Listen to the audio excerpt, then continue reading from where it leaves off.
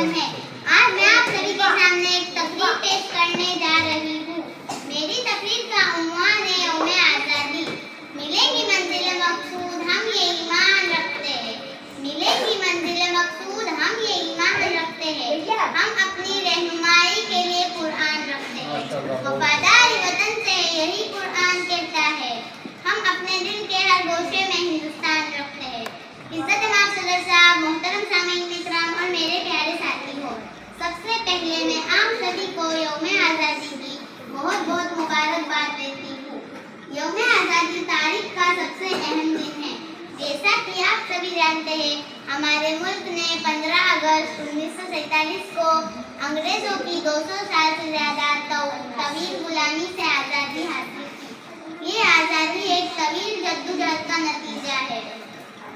मुल्क के कई रहनुमाओं ने अपनी जानों की कुर्बानी की।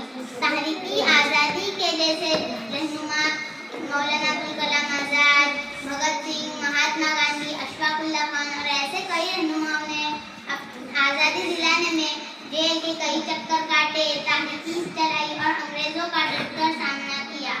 आज का दिन हमें इन तमाम रहनुमाओं की याद दिलाता है। इसलिए हमारा भी ये फर्ज बनता है कि हम एक जिम्मेदार शहरी अपने और अपने मुल्क की तरक्की व खुशहाली को बरकरार रखने की कोशिश करें।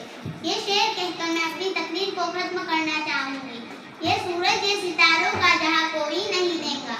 ये सूरज ये सितारों का जहाँ कोई नहीं देगा। ज़मीं खो गई तो आसमां कोई नहीं देगा। वतन ये मिट गया तो तुम भी मिट जाओगे नादानो।